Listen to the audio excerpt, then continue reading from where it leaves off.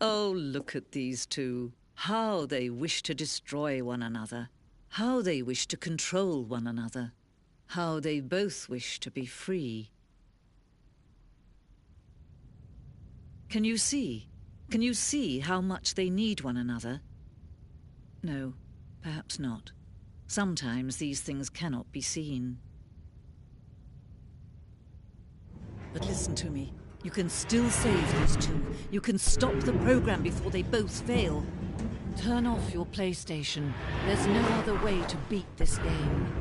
As long as you move forward, you'll be walking someone else's path. Stop now and it'll be your only true choice. Whatever you do, choose it. Don't let time choose for you. Don't let...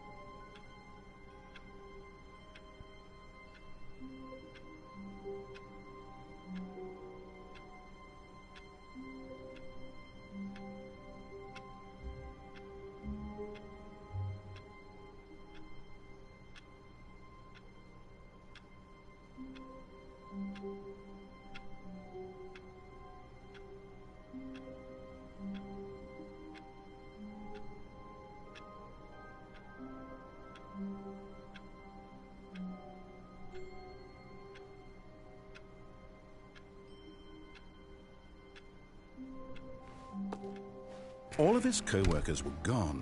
What could it mean? Stanley decided to go to the meeting room. Perhaps he had simply missed a memo.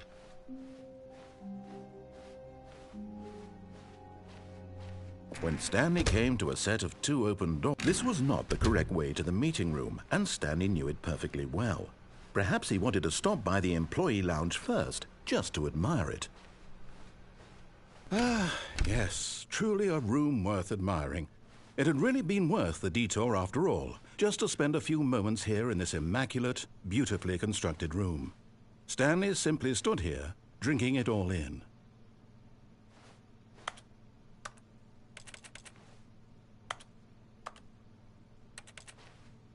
Yes, really, really worth it being here in the room. A room so utterly captivating that but eager to get back to business, Stanley took the first open door on his left.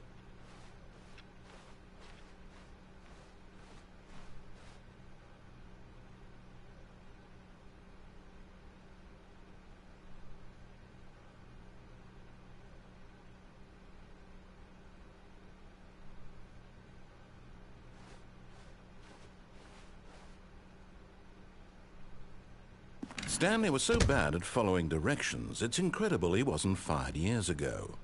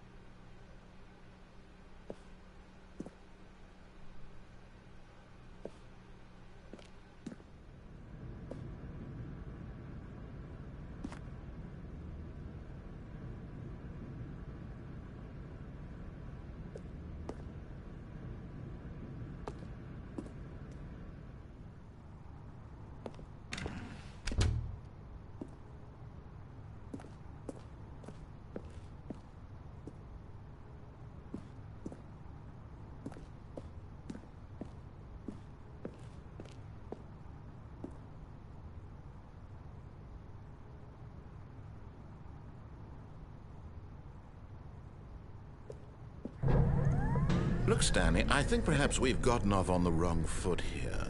I'm not your enemy, really, I'm not. I realize that investing your trust in someone else can be difficult, but the fact is that the story has been about nothing but you all this time. There's someone you've been neglecting, Stanley. Someone you've forgotten about. Please, stop trying to make every decision by yourself. Now, I'm not asking for me, I'm asking for her. This is it, Stanley. Your chance to redeem yourself, to put your work aside, to let her back into your life. She's been waiting.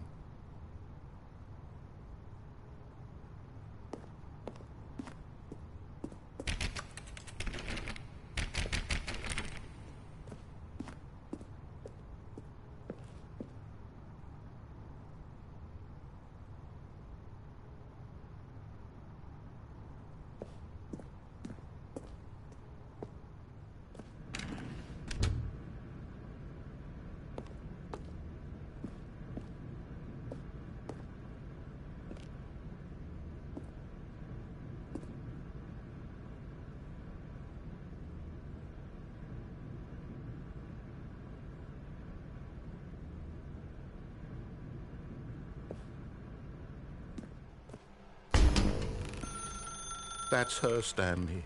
You need to be the one to do this, to reach out to her. If you can truly place your faith in another,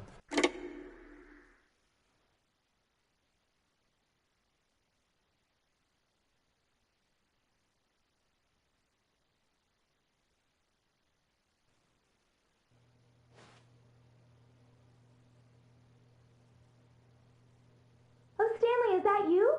Hold on, sweetie. Sorry to keep you waiting. I'm just pulling the bread out of the oven. All right. Okay, there we go. All right, now, I want you to come in and tell me all about your day. Gotcha!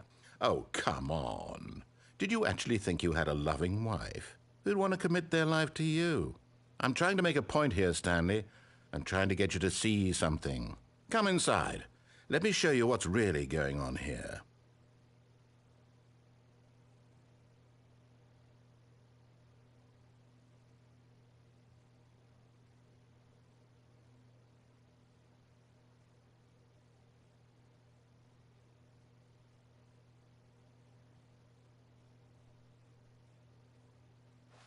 Sorry, but you're in my story now.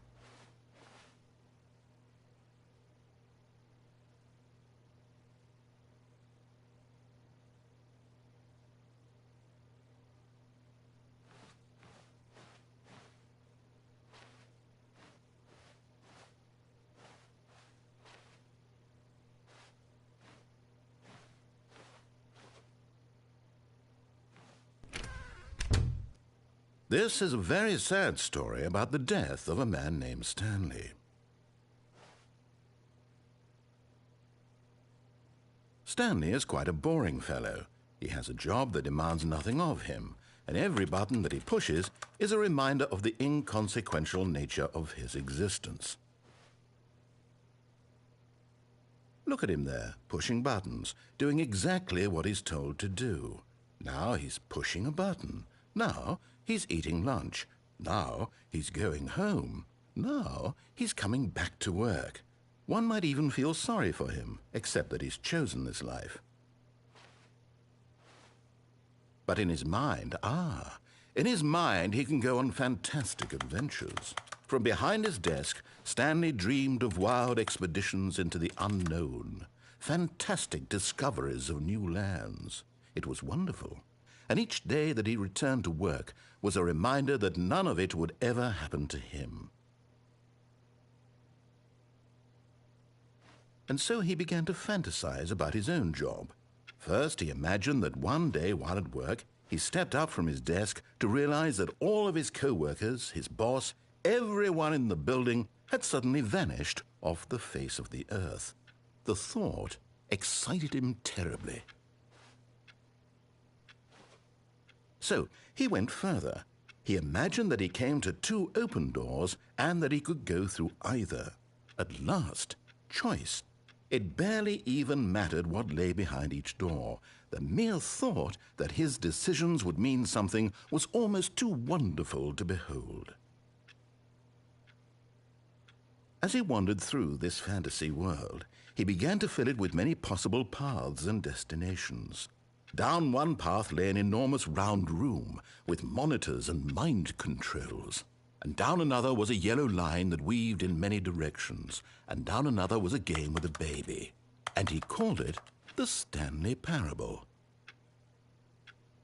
It was such a wonderful fantasy, and so in his head he relived it again, and then again, and again, over and over, wishing beyond hope that it would never end, that he might always feel this free. Surely there's an answer down some new path, mustn't there be? Perhaps if he played just one more time. But there is no answer. How could there possibly be? In reality, all he's doing is pushing the same buttons he always has. Nothing has changed. The longer he spends here, the more invested he gets, the more he forgets which life is the real one. And I'm trying to tell him this, that in this world he can never be anything but an observer, that as long as he remains here, he's slowly killing himself. But he won't listen to me. He won't stop. Here, watch this. Stanley, the next time the screen asks you to push a button, do not do it.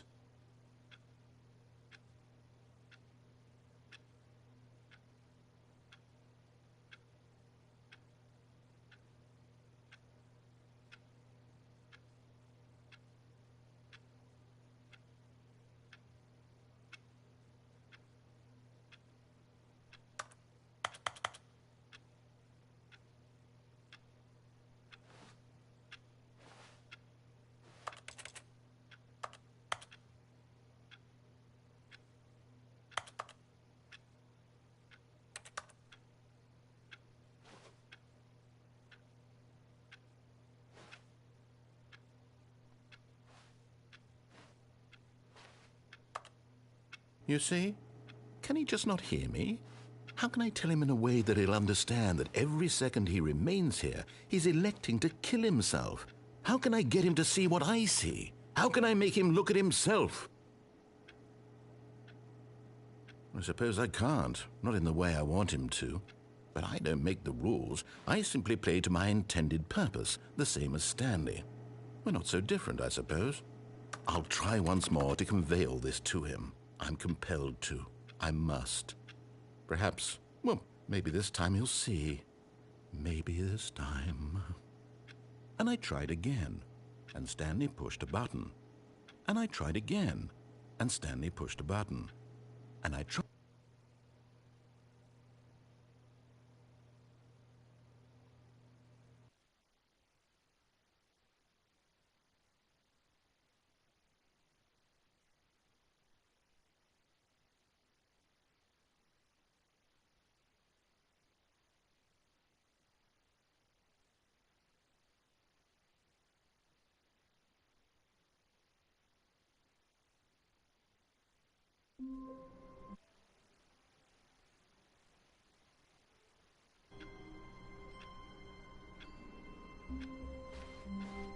All of his co-workers were gone. What could it mean? Stanley decided to go to the meeting room. Perhaps he had simply missed a memo.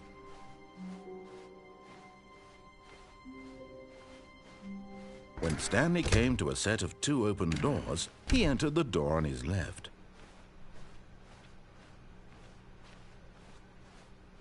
Yet there was not a single person here either. Feeling a wave of disbelief, Stanley decided to go up to his boss's office, hoping he might find. Coming to a staircase, Stanley walked upstairs to his boss's office.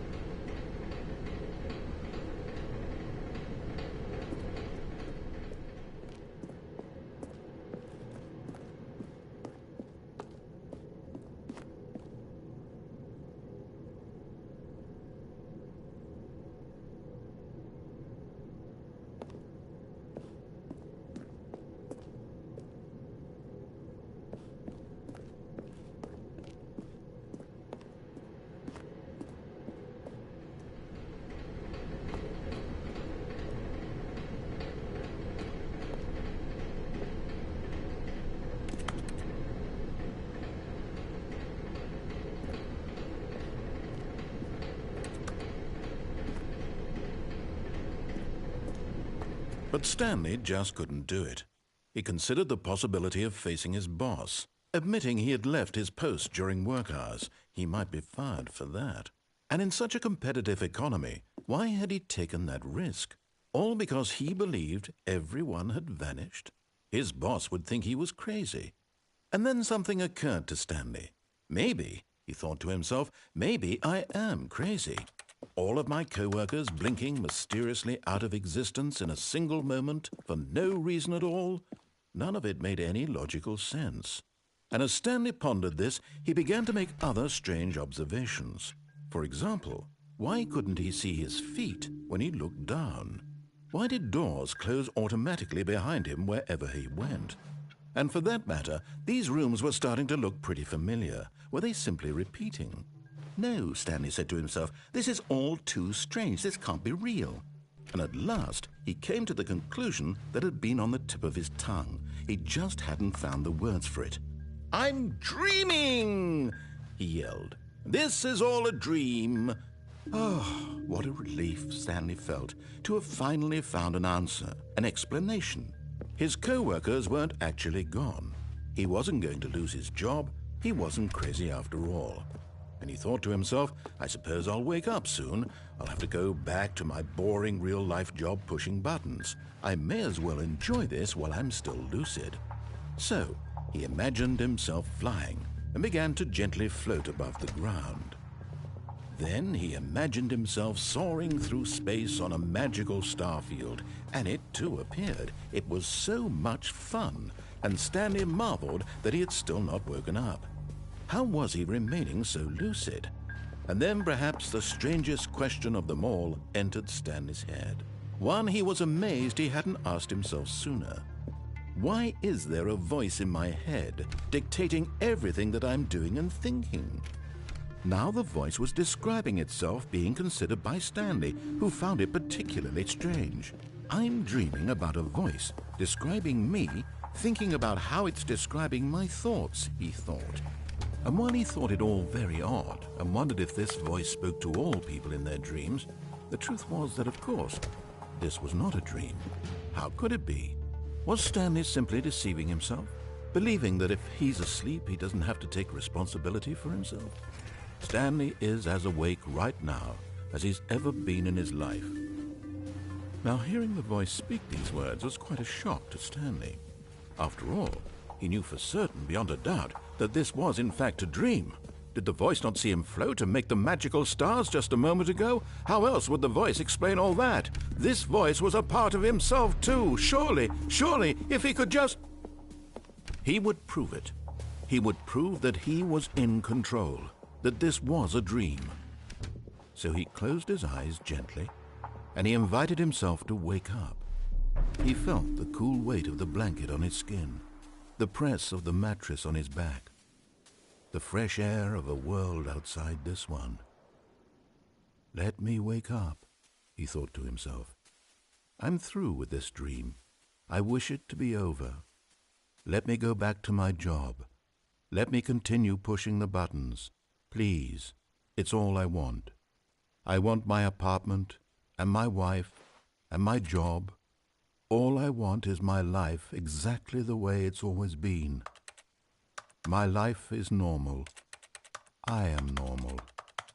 Everything will be fine. I am okay.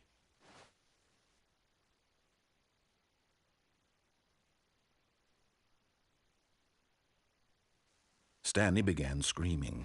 Please, someone, wake me up. My name is Stanley. I have a boss. I have an office. I am real. Please, just someone tell me I am real. I must be real. I must be. Can anyone hear my voice? Who am I? Who am I? And everything went black.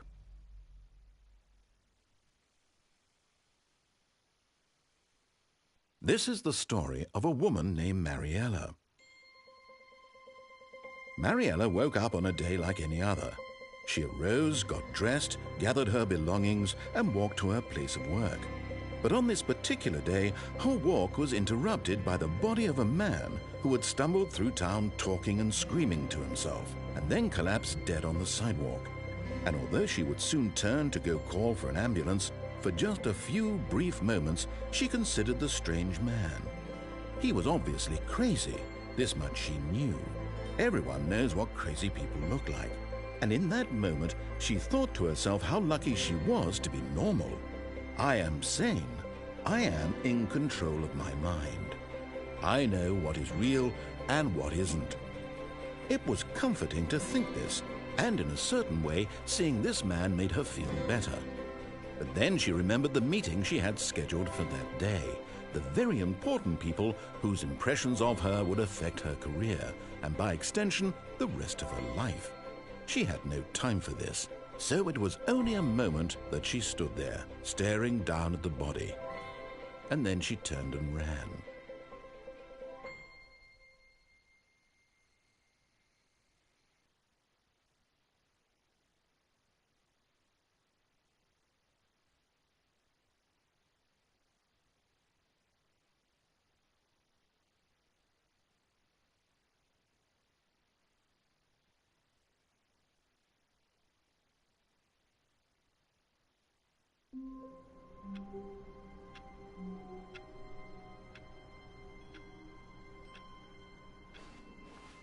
All of his co-workers were gone.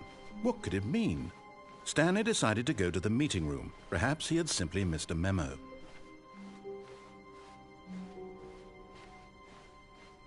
When Stanley came to a set of 2 open doors, he entered the door on his left.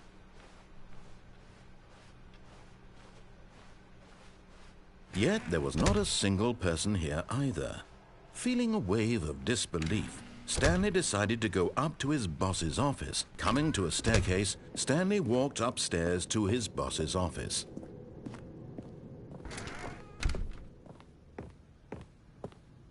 Stepping into his manager's office, Stanley was once again stunned to discover not an indication of any human life. What could it mean? Stanley wondered aloud to nobody. Stanley was in such a rush to get through the story as quickly as possible, he didn't even have a single minute to just let the narrator talk. That kind of anxiety isn't healthy, so he relaxed for a few moments with some calming New Age music.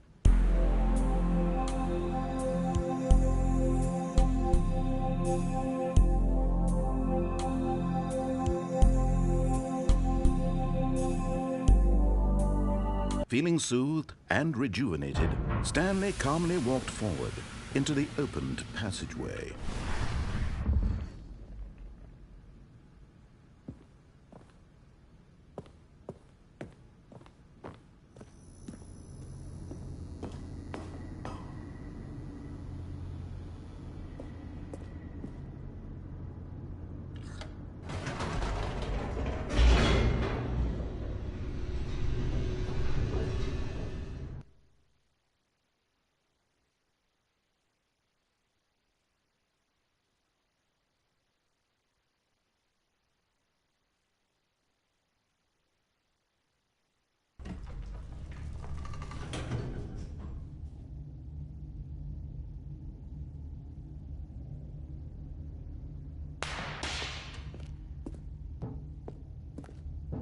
Stanley walked straight ahead through the large door that read Mind Control Facility.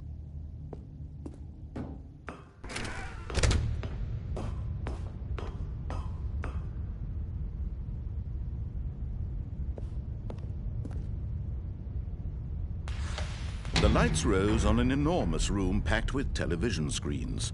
What horrible secret did this place hold? Stanley thought to himself. Did he have the strength to find out?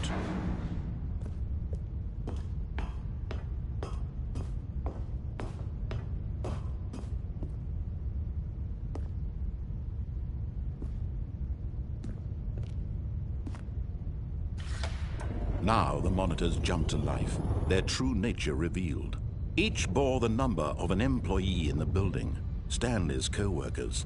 The lives of so many individuals reduced to images on a screen, and Stanley, one of them, eternally monitored in this place where freedom meant nothing.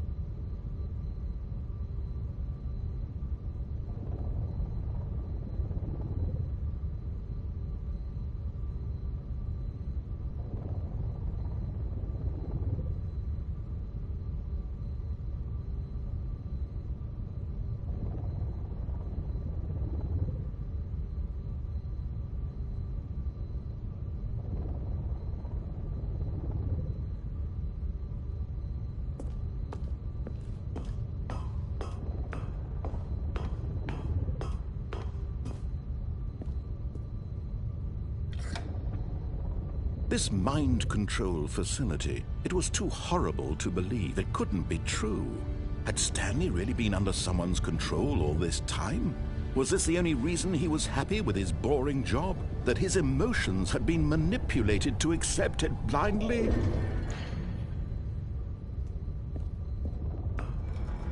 No, he refused to believe it. He couldn't accept it. His own life in someone else's control? Never! It was unthinkable, wasn't it? Was it even possible? Had he truly spent his entire life utterly blind to the world?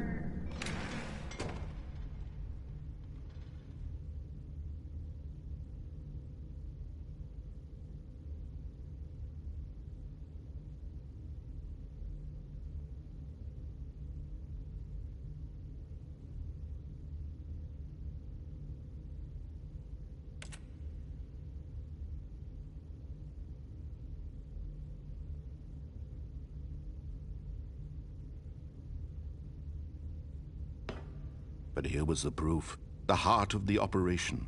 Controls labeled with emotions. Happy, or sad, or content. Walking, eating, working. All of it monitored and commanded from this very place. And as the cold reality of his past began to sink in, Stanley decided that this machinery would never again exert its terrible power over another human life. For he would dismantle the controls once and for all.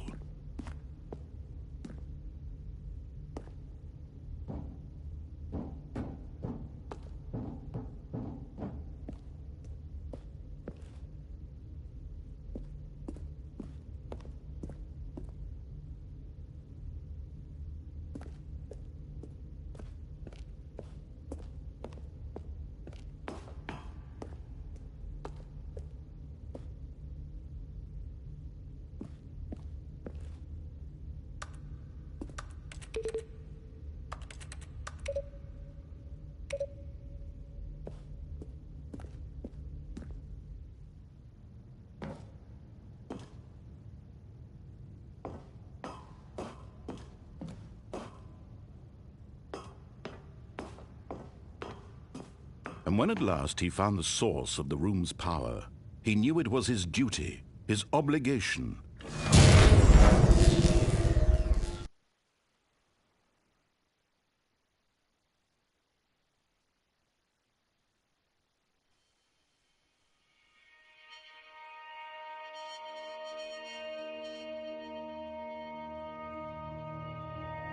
Blackness, and a rising chill of uncertainty.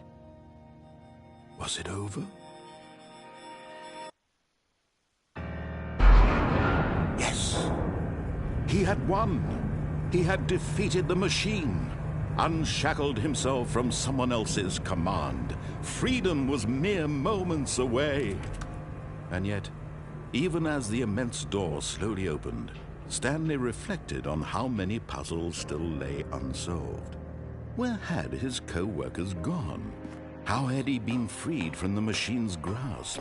What other mysteries did this strange building hold? But as sunlight streamed into the chamber, he realized none of this mattered to him. For it was not knowledge or even power that he had been seeking, but happiness. Perhaps his goal had not been to understand, but to let go. No longer would anyone tell him where to go, what to do, or how to feel. Whatever life he lives, it will be his. And that was all he needed to know. It was perhaps the only thing worth knowing.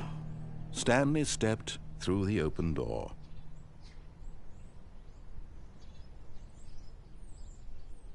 Stanley felt the cool breeze upon his skin, the feeling of liberation, the immense possibility of the new path before him.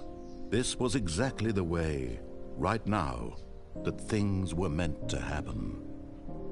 And Stanley was happy.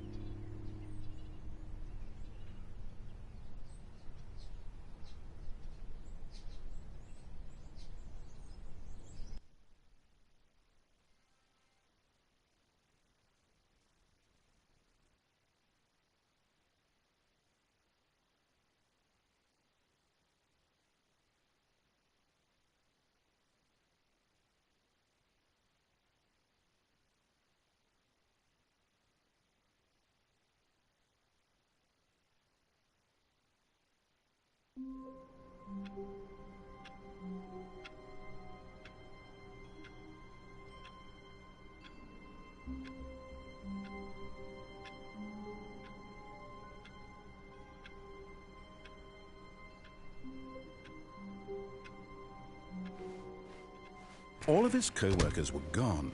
What could it mean? Stanley decided to go to the meeting room. Perhaps he had simply missed a memo.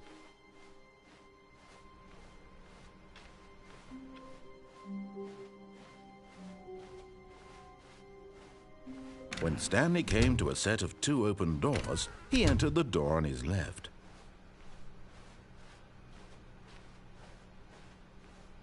Yet there was not a single person here either. Feeling a wave of disbelief, Stanley decided to go up to his boss's office. Coming to a staircase, Stanley walked upstairs to his boss's office.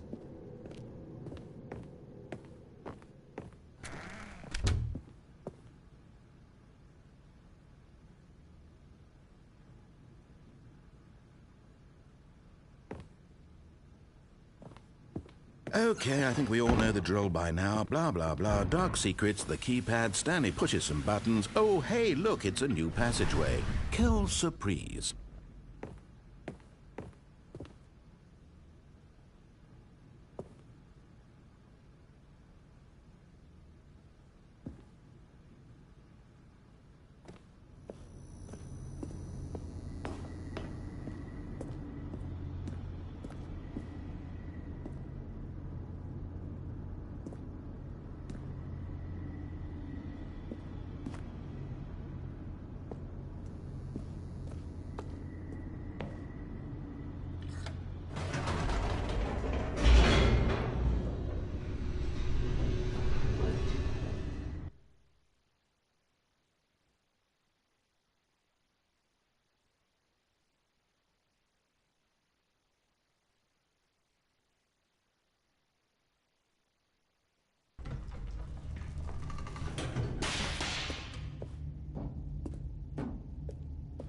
Stanley walked straight ahead through the large door that read Mind Control Facility.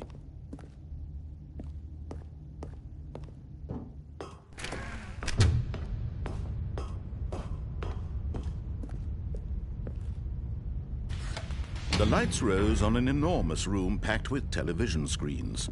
What horrible secret did this place hold? Stanley thought to himself. Did he have the strength to find out?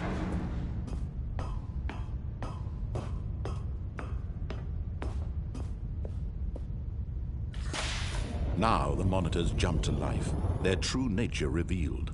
Each bore the number of an employee in the building, Stanley's co-workers. The lives of so many individuals reduced to images on a screen, and Stanley, one of them, eternally monitored in this place where freedom meant nothing.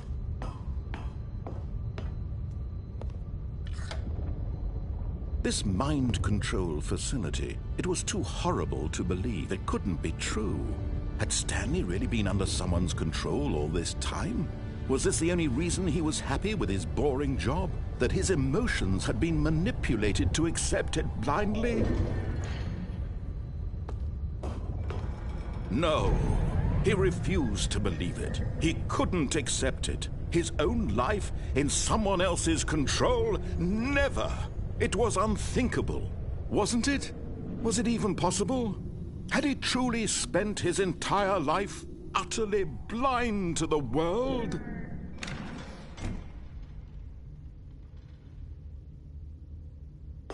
But here was the proof, the heart of the operation.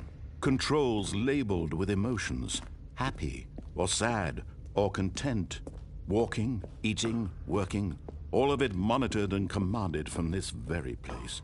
And as the cold reality of his past began to sink in, Stanley decided that this machinery would never again exert its terrible power over another human life. For he would dismantle the controls once and for all.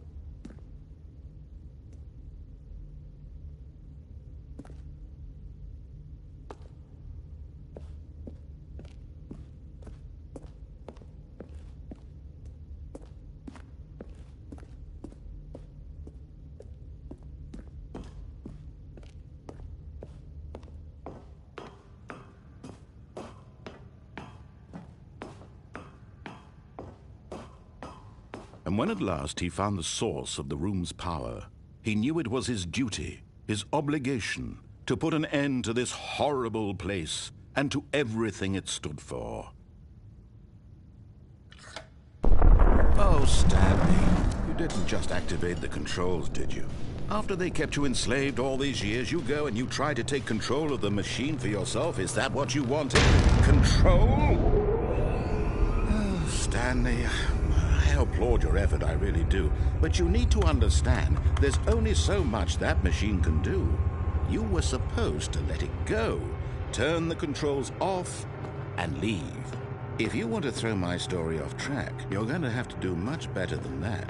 I'm afraid you don't have nearly the power you think you do. For example, and I believe you'll find this pertinent, Stanley suddenly realized he had just initiated the network's emergency detonation system. In the event that this machine is activated without proper DNA identification, nuclear detonators are set to explode, eliminating the entire complex. How long until detonation then?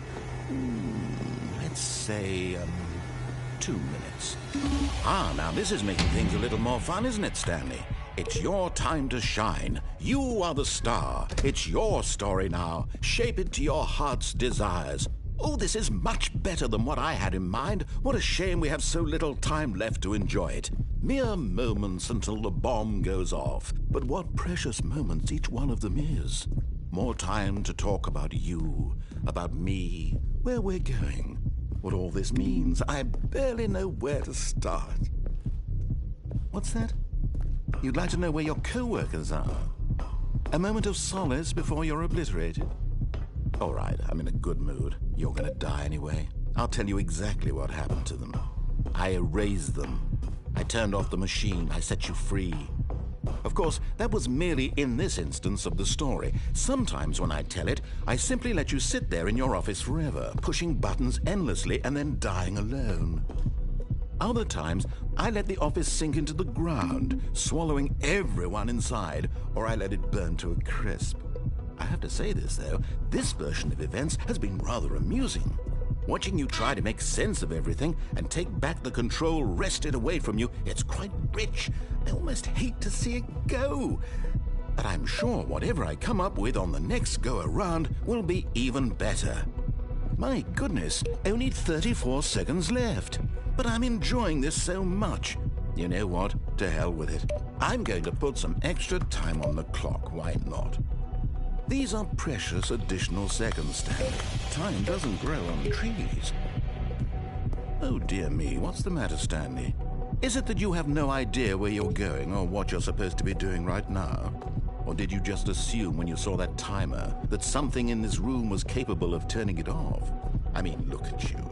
Running from button to button, screen to screen, clicking on every little thing in this room.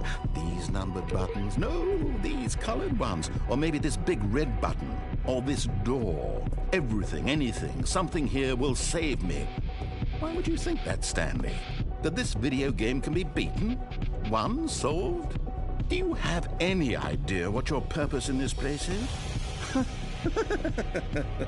Stanley, you're in for quite a disappointment. But here's a spoiler for you. That timer isn't a catalyst to keep the action moving along. It's just seconds ticking away to your death. You're only still playing instead of watching a cutscene because I want to watch you for every moment that you're powerless. To see you made humble. This is not a challenge. It's a tragedy. You wanted to control this world, that's fine. But I'm going to destroy it first, so you can't. Take a look at the clock, Stanley. That's 30 seconds you have left to struggle. 30 seconds until a big boom and then nothing. No ending here, just you being blown to pieces. Will you cling desperately to your frail life, or will you let it go peacefully? Another choice. Make it count. Or don't. It's all the same to me, all a part of the joke. And believe me, I will be laughing at every second of your inevitable life from the moment we fade in until the moment I say, happily ever after.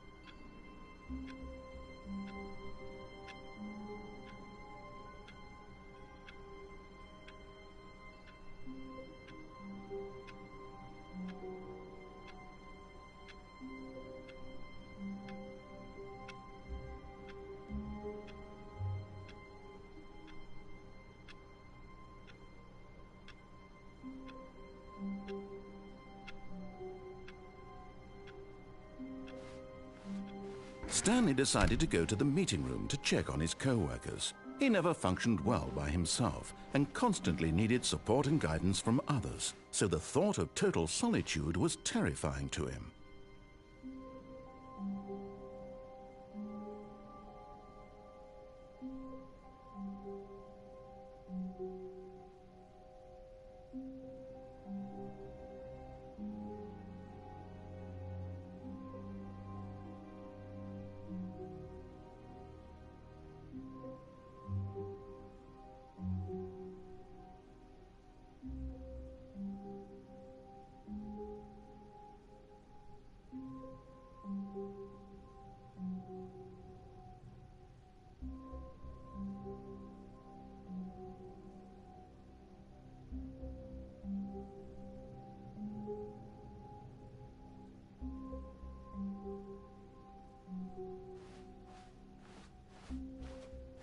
When Stanley came to a set of 2 open, this was not the correct way to the meeting room, and Stanley knew it perfectly well.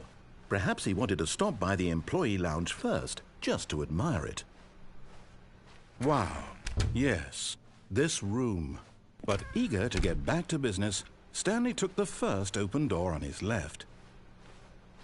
And so he detoured through the maintenance section, walked straight ahead to the opposite door, and got back on track.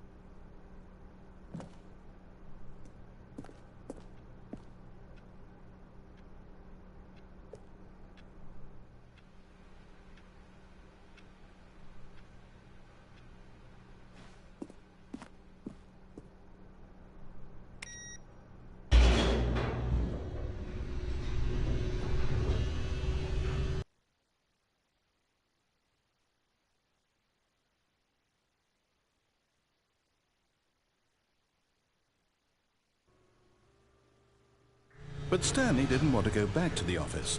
He wanted to wander about and get even further off track. So now in order to get back, he needed to go, from here it's, left.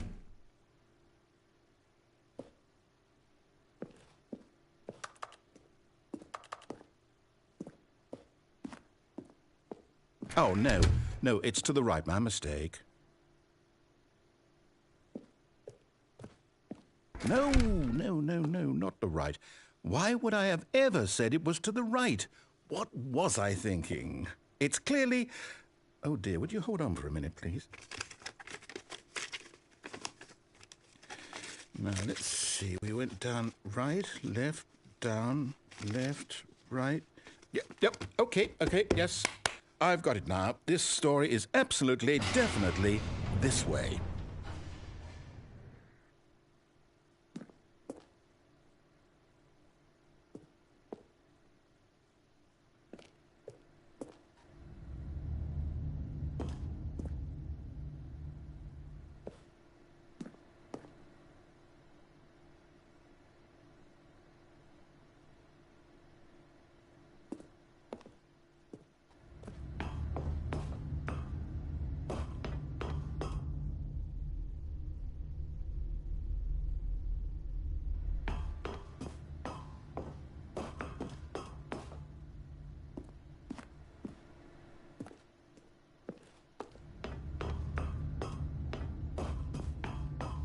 No.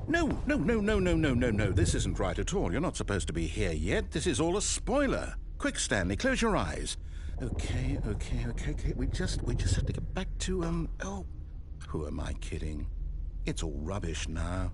The whole story completely unusable. How about, rather than waste my time trying to salvage this nonsense, we'll just restart the game from the beginning.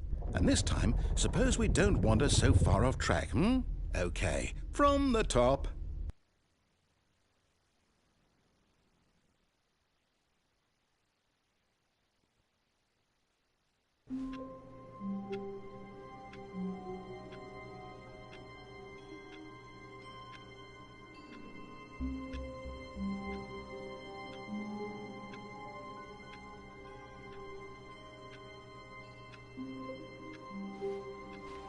All of his co-workers were gone.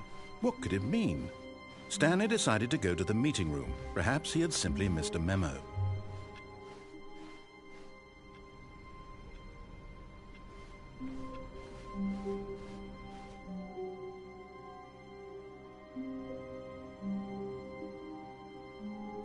When Stanley...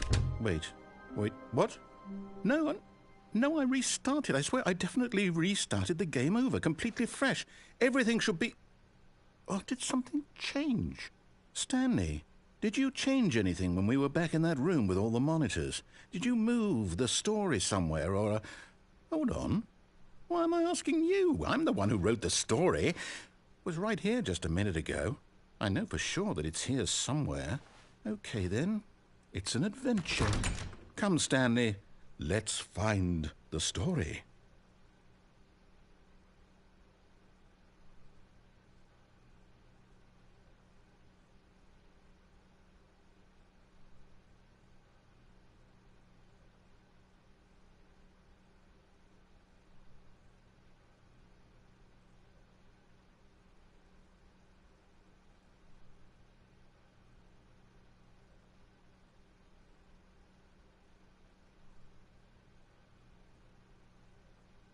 I'll say it.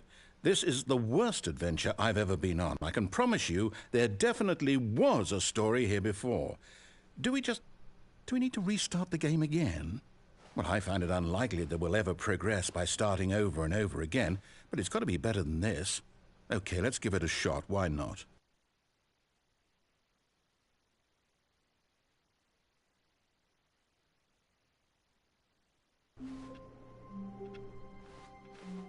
All of his co-workers were gone. What could it mean? Stanley decided to go to the meeting room. Perhaps he had simply missed a memo.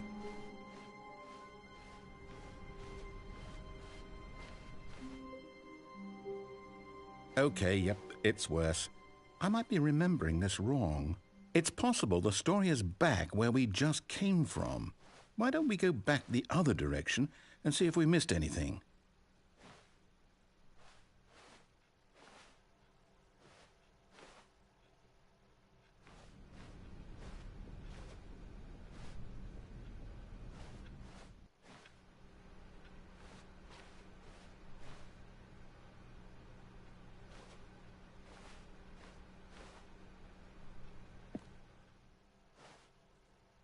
Aha! I knew we'd miss something. The story. Here it comes.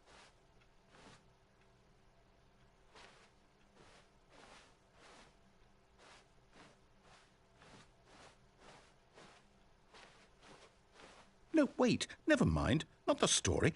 Okay, let's head back the other way and retrace our steps.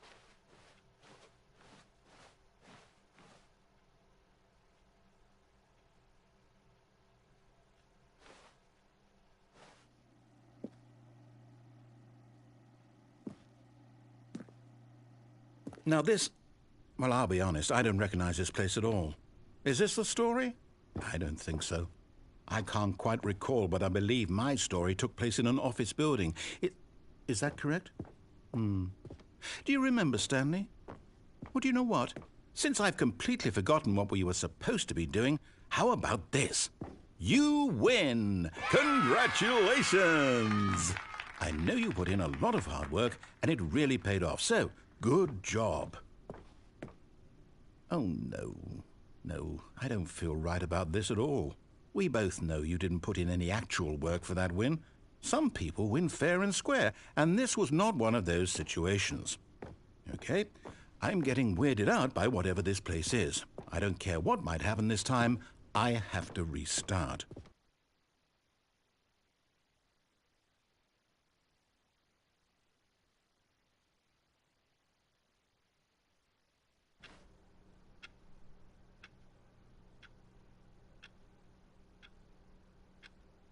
All right, I've got a solution. This time, to make sure we don't get lost, I've employed the help of the Stanley Parable Adventure Line. Just follow the line. How simple is that?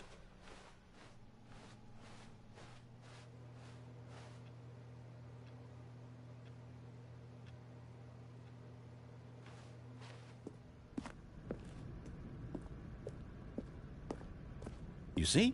The line knows where the story is. It's over in this direction. Onward, Stanley, to destiny. Though, here's a thought. Wouldn't wherever we end up be our destination, even if there's no story there? Or to put it another way, is the story of no destination still a story?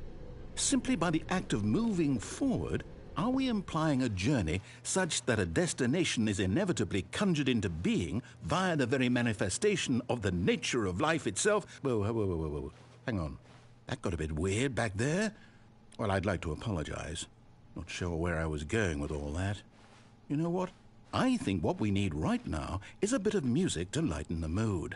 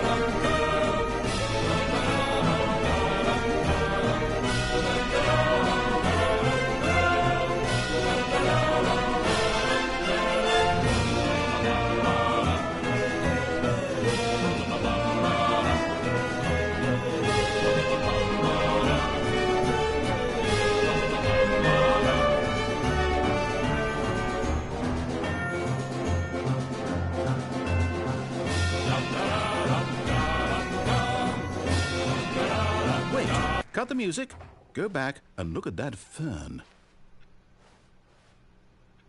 Stanley, this fern will be very important later in the story. Make sure you study it closely and remember it carefully. You won't want to miss anything.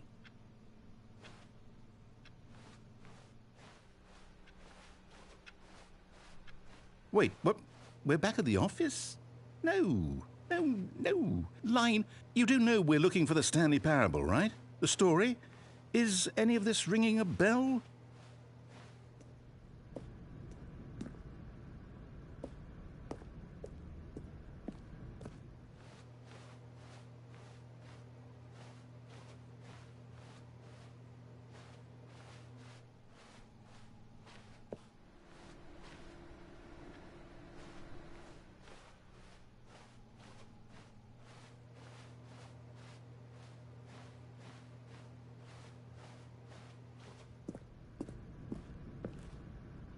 Oh, no, not again, Line. How could you have done this to us? And after we trusted you, after everything we've been through, you...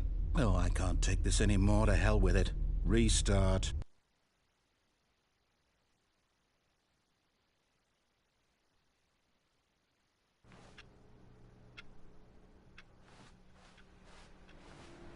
You know what, Stanley? I say forget the adventure line. What's it ever done for us? We're intelligent people, right?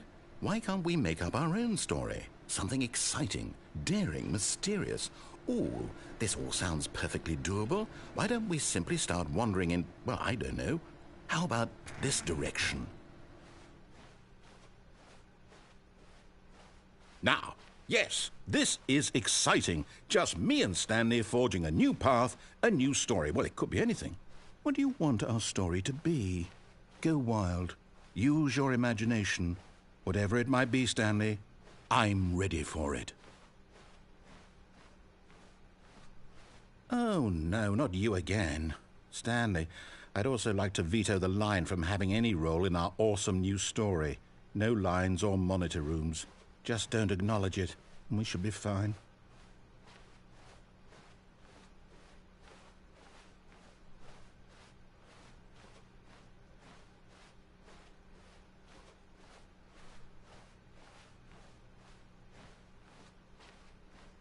Ah, a choice.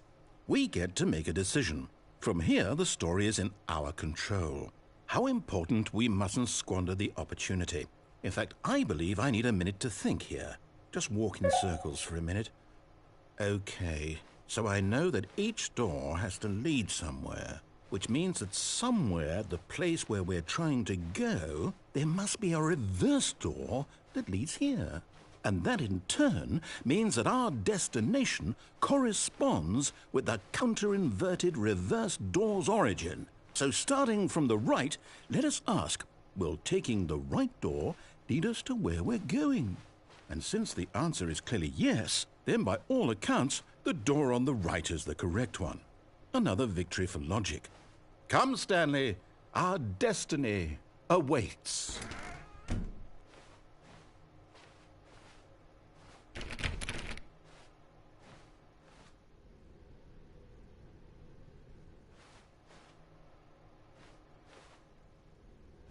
Oh, hold up, what's this?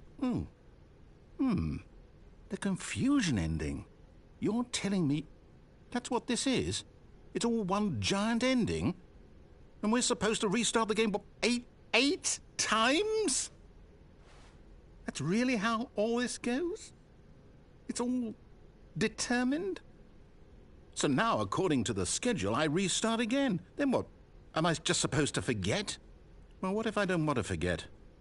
My mind goes blank simply because it's written here on this thing, wall. Well, who consulted me? Why don't I get to decide? Why don't I get a say in all of this? Is it really? No, it can't be. I don't want it to be. I don't want the game to keep restarting. I don't want to forget what's going on. I don't want to be trapped like this. I won't restart the game. I won't do it. I won't do it. I won't do it. And the timer stopped? Does that mean, did we do it? Did we break the cycle? The, whatever it is that made this schedule? How would we even know? Will someone come for us? Will something happen? So, okay. I guess now we just wait, you know. I suppose in some way that this is a kind of story, wouldn't you agree? I'm not quite sure if we're in the destination or the journey, though they're always saying that life is about the journey and not the destination, so I hope that's where we are right now. We'll find out, won't we? Eventually. Well, in the meantime, if you...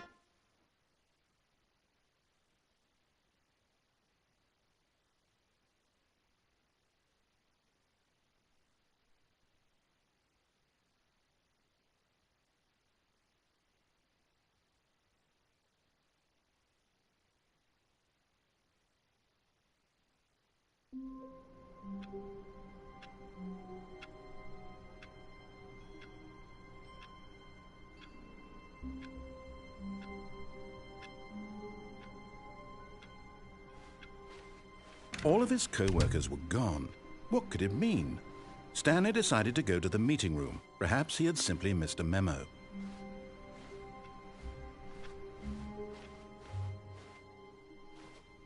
Oh, new content? What does that mean, new content?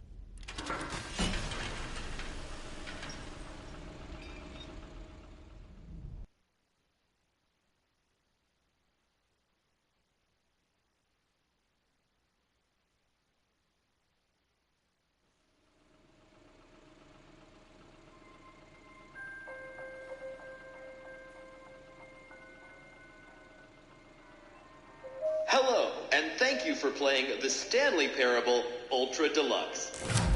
As you may know, the Stanley Parable was a video game released in 2013 on home computers.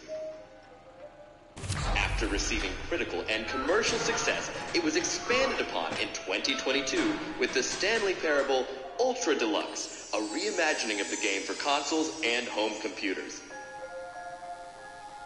The Stanley Parable Ultra Deluxe features exciting new content that broadens and expands the world of the Stanley Parable, delighting audiences the world over.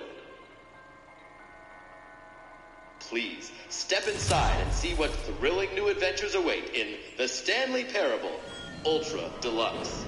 Oh, well, this sounds delightful. I'm very excited to see the thrilling new Ultra Deluxe content. Okay, so far it's an elevator. Nothing special yet, but I'm sure it's just the beginning of a mesmerizing adventure.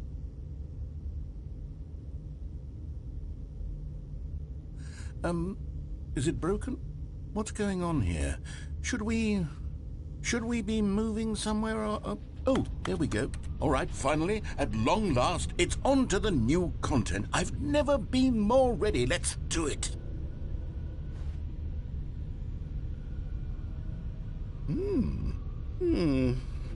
I have to say, initial impressions of Stanley Parable Ultra Deluxe, mostly tedious.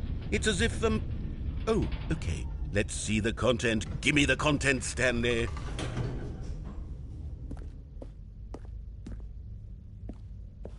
All right, let's see. It's the jump circle.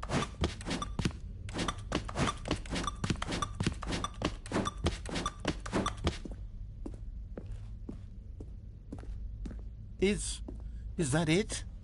Surely that's not all the new content. There has to be something else, right?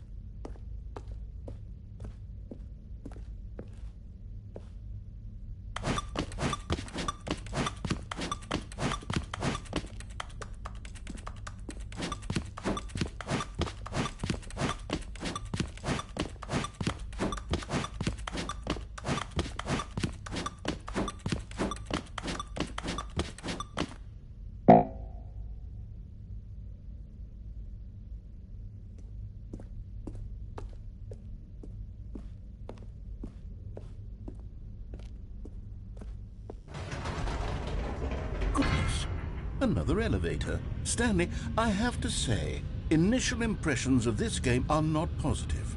It's just elevators and jumping.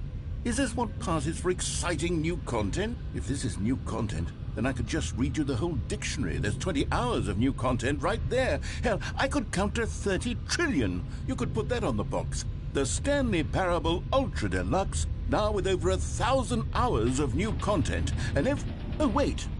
There's more. Very good. Yes. I knew there had to be something else. Let's see it. I'm ready for whatever it is. That's it? Oh, you've got to be kidding me. You see, Stanley? This is what happens when greedy video game developers with no respect for their fan base rush a cheap expansion to market for no reason other than to make an easy dollar. And don't get me started on the level of craftsmanship that's gone into it. In fact, I'm looking right now at the game's trophies, and it's hard to believe one of them actually says, "Test trophy, please ignore." What quality assurance department signed off on this? I'm infuriated and I'm offended, and I intend to find these people on Twitter and hold them personally accountable. It's my fault, Stanley. I built up too much anticipation around the new content, I'm afraid. It could never have lived up to such expectations. If you're still with me, why don't we just reset the game, and we'll try to get back to what the Stanley Parable is really about. No frills, no gimmicks. Just you and me having a great time together like always. What do you say, friend?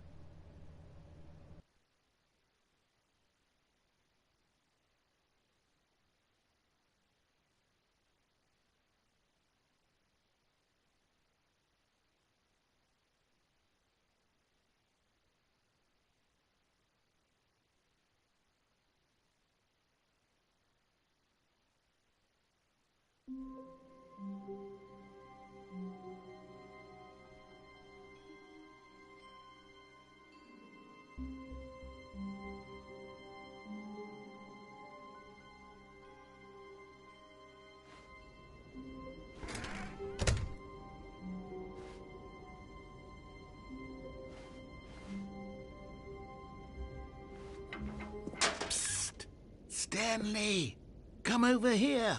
In the vent. I want to show you something.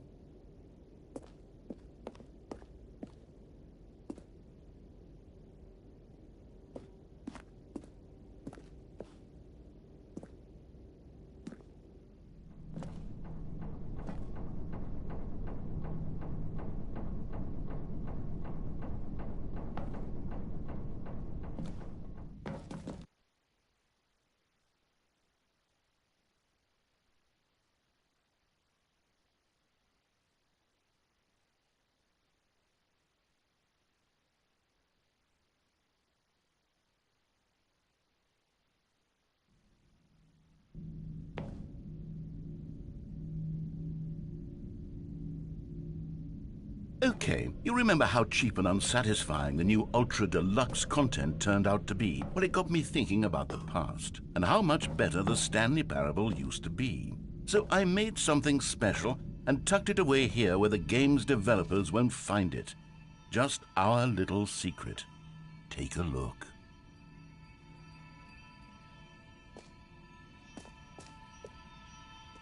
I call it the Memory Zone. It's where I've been storing all my favorite memories so I can relive the peak experiences of my life whenever I want. Experiences like the launch of the Stanley Parable on PC.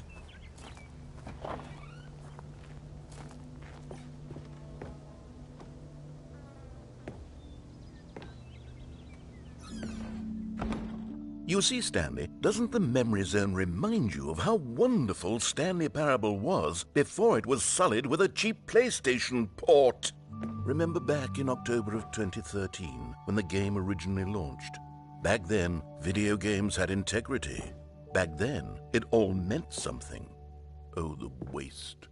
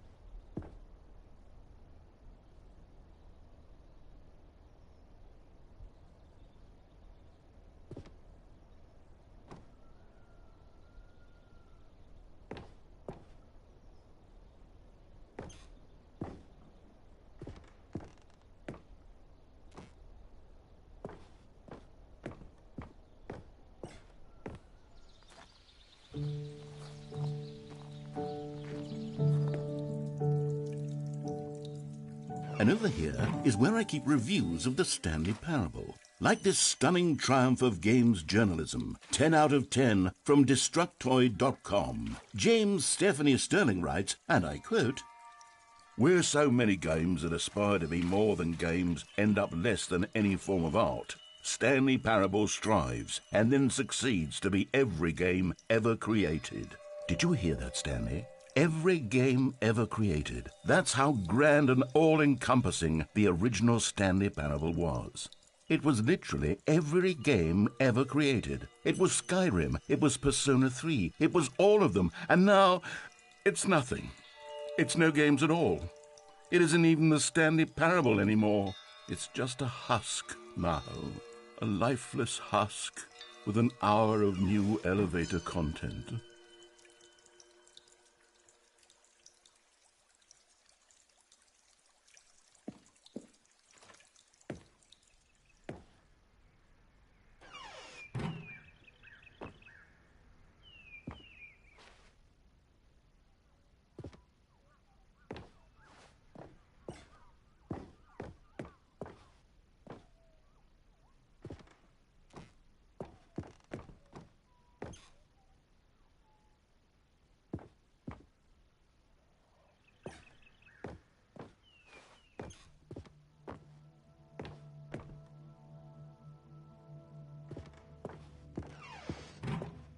Here's another moving passage, this time from GameSpot.com.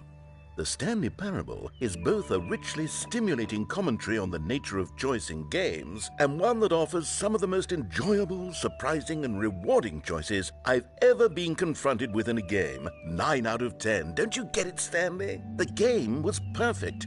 It didn't need anything else. It didn't need new content. All they had to do was transport it in pristine condition along to the PlayStation. Boom, done. And they couldn't even do that. Couldn't resist the urge to go meddling with a beloved franchise.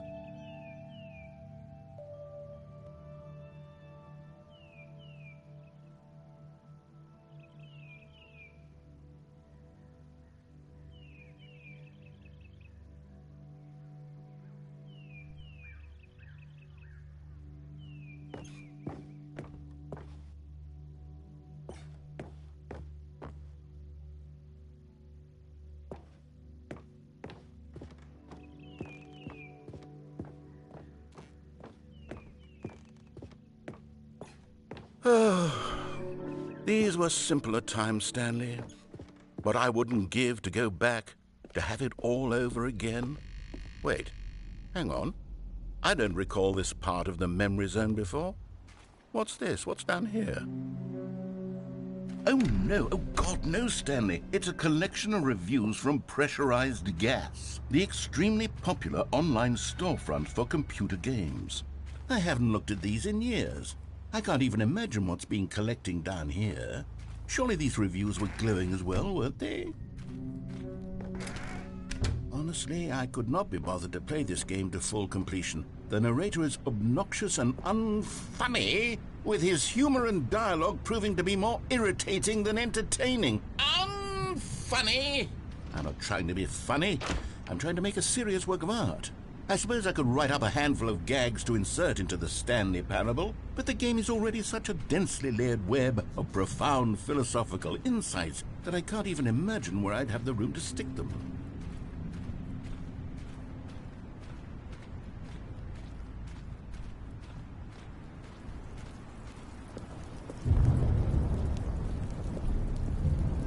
Okay, let's see what this one says. While the idea for the game is good, for someone who prefers non-linear games, this preachiness gets annoying fast. Preachy? Stanley? I'm not preachy, am I? You can tell me if I'm preachy. Honestly, you can. Oh, goodness. This is actually quite shocking for me. Well, to be honest, I had always thought of the game's dialogue as being rather terse to begin with. You can't know how much fluff I cut from the game to get it to feel as light and airy as it... Well, I always thought it did. But maybe it wasn't. Oh dear. What an awful memory to have to hold on to. These black marks on my otherwise unimpeachable track record. I feel like a failure. Like I let these people down. Perhaps the Stanley Parable isn't quite as sterling as I always remembered.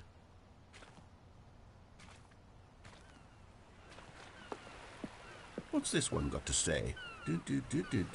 You constantly have to stop doing anything so the narrator can catch up with his long-winded explanations of what's happening. I wish there was a skip button. A skip button? Well, yes. Yes, I think we can do that. If I'm truly too preachy, then maybe letting you skip ahead for just a moment, surely it couldn't hurt. Not if it means we can strike these negative reviews from the record. Only positive reviews of the Stanley Parable. That's my motto today, and it's always been my motto. I'd do anything for the customer, Stanley. Yes, a skip button we shall have. And here it is. Go ahead and give it a shot. I'll pop you forward in time so that the second my incessant droning starts to bore you, with just the push of a button, you'll have zipped right past it. It's what the players have been asking. Oh, you're back, you see. You were only frozen in time for a few minutes, but it was plenty of time for me to deliver a long, rambling monologue full of unnecessary verbal flourishes and lengthy ruminations on the nature of choice in video games. Of course, I happen to believe it was perhaps one of my more profound such ruminations. Not that, of course. Well, there, sport. You really did catch me rambling on a bit, didn't you? But that's the power of the button. The minute I start to go off on a thoughtless display of self-absorption, it's right at your fingertips to go poof, and it's all over. I can't wait to see what Cookie 9 will say about this, and whether they'll edit the rating of their pressurized gas review, or at least change some of the wording, perhaps. To be honest, I don't even know if one can change their review in the first place. I guess I should become better educated on how exactly... Okay, welcome back, Stanley. Now, I should say that the amount of time the button has been skipping through is becoming longer and longer. That last one was, well, I want to say maybe 30, 45 minutes? It's not unendurable by any means, but it's, well, there's really only so much I can ramble on to myself about. I know, it's shocking, isn't it? But at any rate, I do suggest that we not press the button again. I think the skip button has been aptly demonstrated, and we can say goodbye to it and just... Wait, how do we get out of here? Where did the door go? Wasn't there a door that led into this room? I do feel quite certain that there was one here before. How else would we have gotten into the room in the first place? I don't think one can enter a room without a door of some sort, or a window or something like that. Do you see a window anywhere? A porthole? A sufficiently large crack in the wall? I'll take any of these. All I want is for us to move on and to please step away from the skip button, to go anywhere other than the skip button. There was a door here before, wasn't there? I swear there was. Where did it go? Can you maybe just ram your way through a wall? Is there any possibility that you could, say, slam your body into the wall until enough damage is done for you to be able to leave? Please, I'll take any option at all. I'm asking you to work with me here. We need a door. We need a door of some kind. I can work with any kind of door as long as it can open and lead from one room to another. I'm going to step away for just a moment, and I'm going to try to find us a door. I don't know how exactly to remove a door and place it in a different wall, but I will find a way, I promise. You just need to not do anything. Don't press the skip button. Please, please, please do not press the skip button. Just wait here for me, and don't press the skip button. Got it? Yes, good.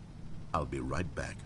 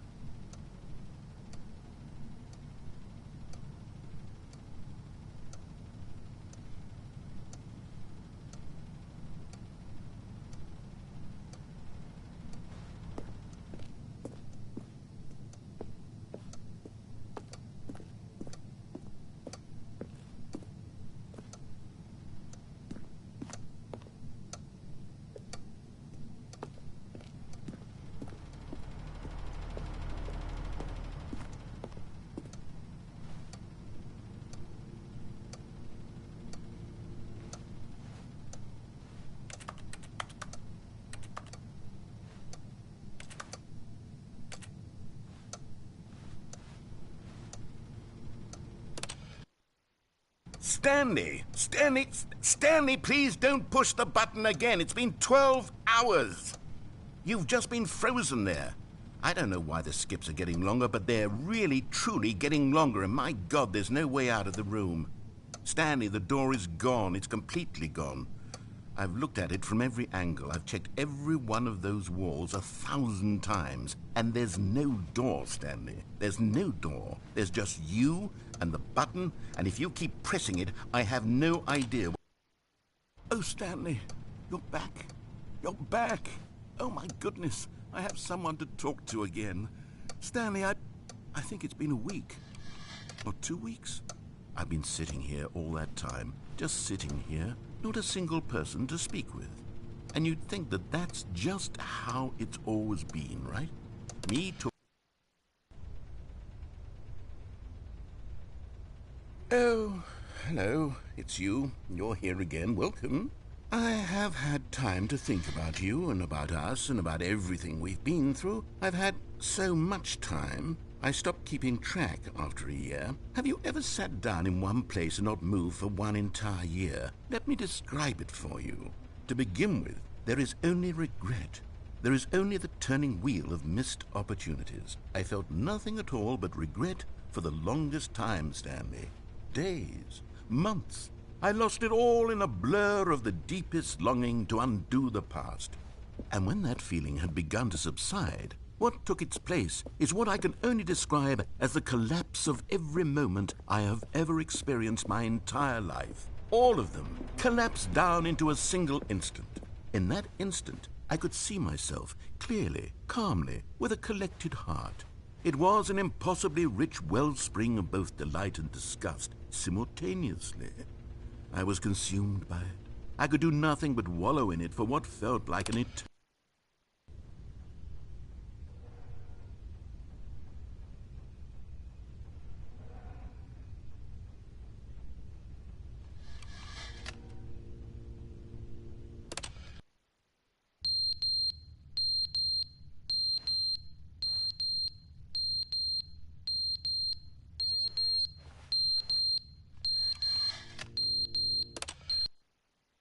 But they didn't understand the game was never meant to be funny. It was meant to have a point. It was meant to speak to the human condition. But where are the jokes? Where are the jokes? They bemoaned, they screamed, they gnashed their...